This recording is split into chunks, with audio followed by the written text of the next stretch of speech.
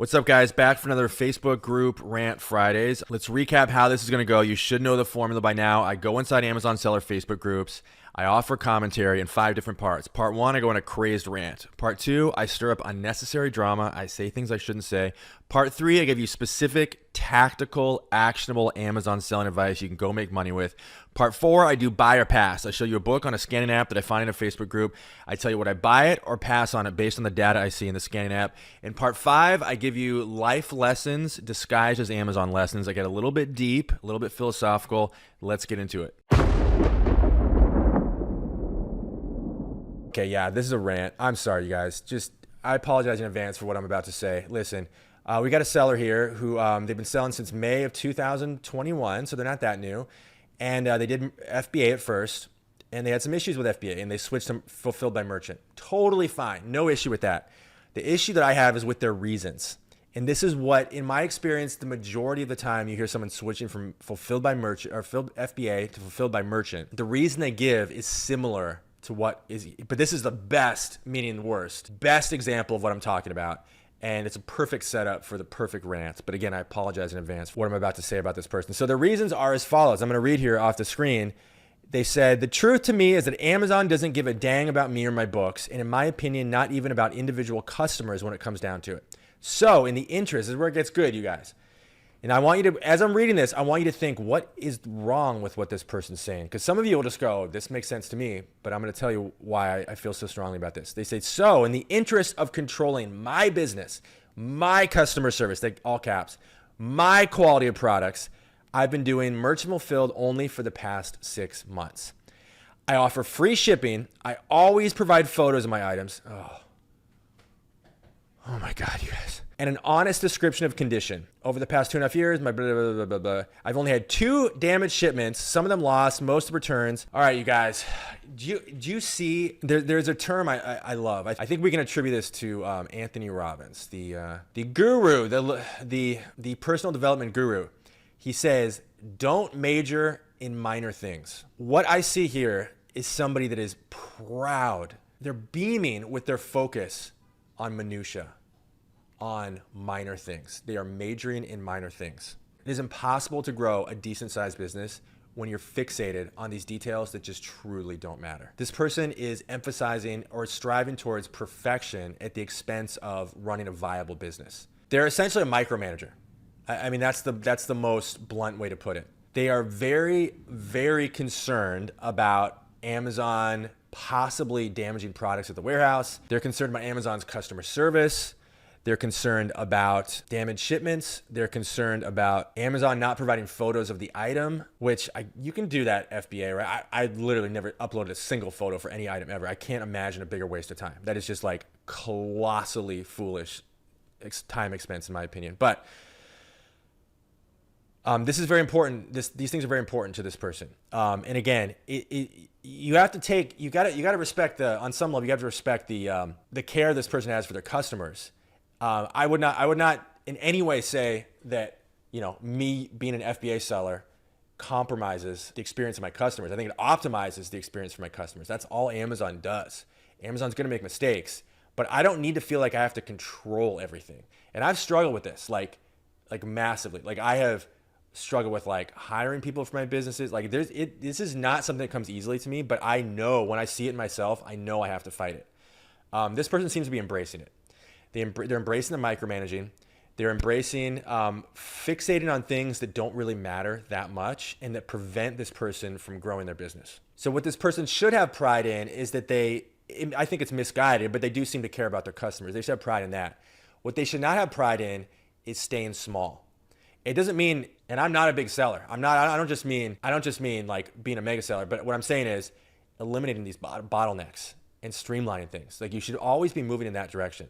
And this person seems to be prideful in moving the opposite direction. And relinquishing control is one of the most important things you can learn in any business. And abandoning the need for perfection is essential in any business. So you see, I'm always just like baffled by these posts. You see in these Facebook groups where people are like, They talk about the effort they put into like polishing every book, and they shine the book. Like literally, people like shine the books, or they'll like polybag them, or like people putting like dust cut like plastic clear dust covers over their hardcovers. Like these are bottlenecks, and they make you feel good, but they don't actually move the needle on your business. So my grievance with this post has nothing to do with them being fulfilled by merchant. There's legitimate reasons for that. It has everything to do with them majoring in minor things. Yeah, so this is just drama. Just an observation I had. So you guys know this tool Scout IQ got purchased by a company called 3 Colts. I don't know anything about 3 Colts. This is nothing against them. They purchased Scout IQ, and something is happening that is exhibited in this post that I'll read here in a second, that I've seen happen every single time a company gets purchased that I'm aware of, that I've observed as an outsider, gets purchased by non-Amazon sellers. Smaller company run by Amazon sellers gets purchased by a bigger company not run by Amazon sellers. And what tends to happen is something that is quite tragic. All the authenticity gets drained from the business. The soul gets drained from the business. In other words, you've got basically bean counters who think they can just optimize and tweak things and increase the business, when in fact what made the business work is the authenticity, is the soul behind it, is the relationship that the people who ran the business had with their customers, et cetera, et cetera. Now, I would say that's actually, Scout IQ is actually not a good example of that.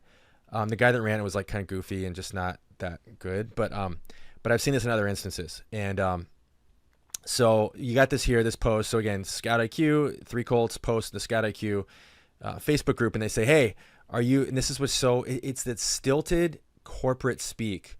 It's like a zombie cardboard cutout of an authentic person, right? That's what you see when these companies take over. So, and this is so funny. It says, are you passionate about our product? Already, I'm like, did an AI bot write this? Are you passionate about our product and its potential to transform industries? No Amazon seller talks like that, by the way. None. That is an intern, or that's some person in communications in a cubicle who thinks this is persuasive copy. Okay, we're looking for someone like you to join and learn and help shape the future. Again, it's like, did an algorithm write this? As a dedicated user, you already understand the value and impact of what we offer. Okay, I'm not even gonna keep reading this. It's so crazy to me how out of touch people can be that come into the Amazon selling space from outside the space and try to act human. Okay, it almost always comes off like a stilted, zombified version of a real Amazon seller, and it just doesn't work. So I guess my message is, if you're going to purchase a company run by an Amazon seller from the Amazon selling space, at least have the dignity to actually hire real Amazon sellers to be the face of the business. Not this. I need to take a shower after reading this.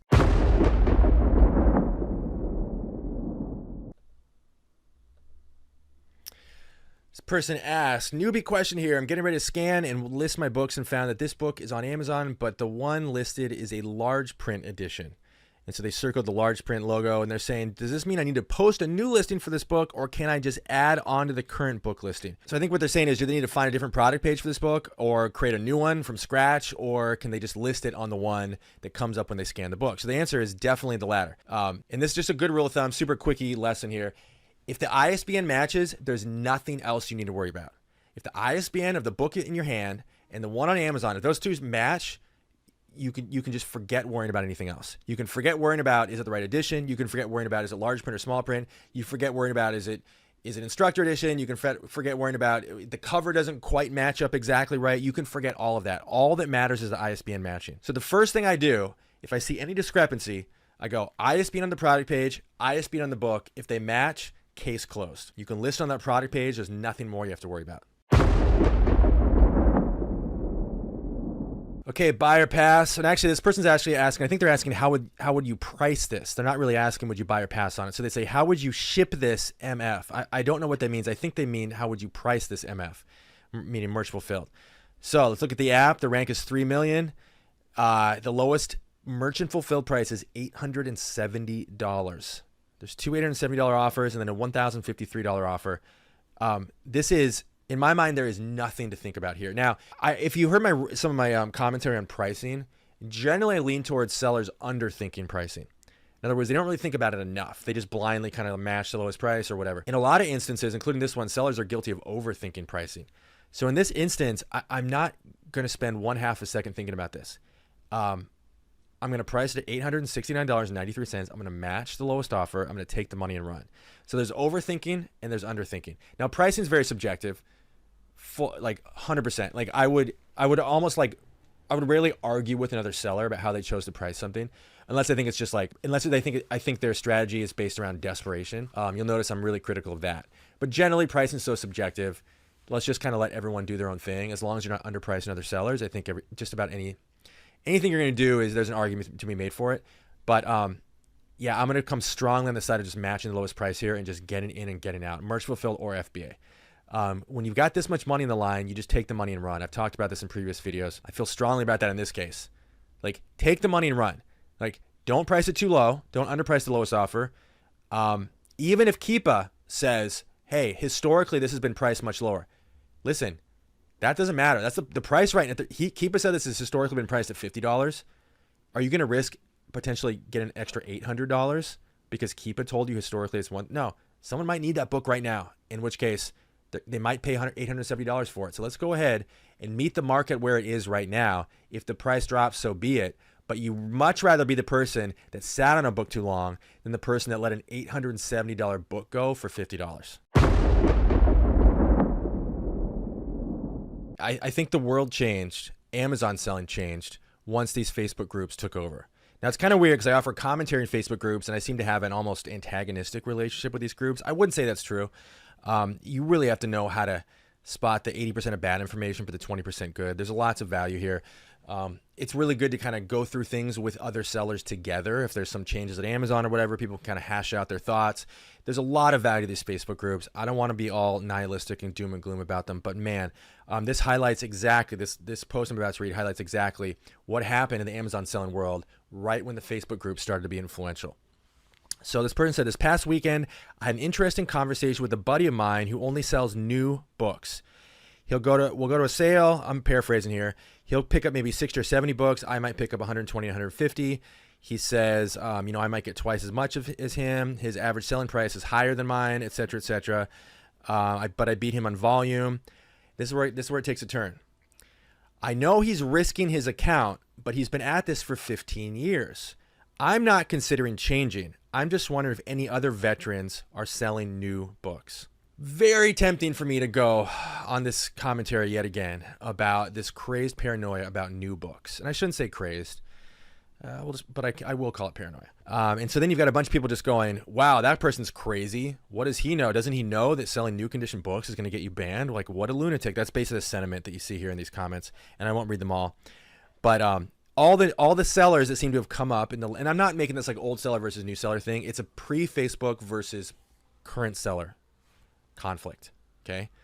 Because sellers that came up in these Facebook groups have their heads filled with lots and lots and lots of false beliefs. Lots. And they don't even know they're false. And they don't even know they're debatable. Like the tone in some of these comments, and again, I'm not going to pull them all out, but the tone in a lot of these comments is essentially, well, that's crazy. Why would this seller who's been selling for 15 years, why would he do this thing that we all, quote, know we're not supposed to do? What's next? Is he going to be a suicide bomber? Like, that's the next level of insanity here. Like, how could you possibly sell a new condition book, right? That seems to be the tone here. Like you see here, I'll just read. I know two veterans local to me who still sell new books, even though they even made it through the wave of 2017. They act like there was they survived a war. The suspension wave of 2017. They are well aware of the risk of Amazon suspension. They are legacy sellers and feel the risk is lower because, and I guess they're going to go on to say, because they've been a long time seller, but it's still a risk. What do we see here? This is literally, we have two different people saying older sellers sell new condition books. Aren't they crazy? Look at those wacky older sellers, which by the way, they've been around for a long time. That means they're doing something right. Inherently, they're survivors. Like, in other words, you've been selling for 15 years. You should probably do what that person's doing because they know what they're doing. So they're looking at these wacky older sellers, almost like they're just like crazed, dementia-ridden geriatrics. These crazy older sellers selling new condition books. Don't they know any better? Meaning, don't they know what they're supposed to do and what we newer sellers No is the correct thing to do. It's a very weird thing.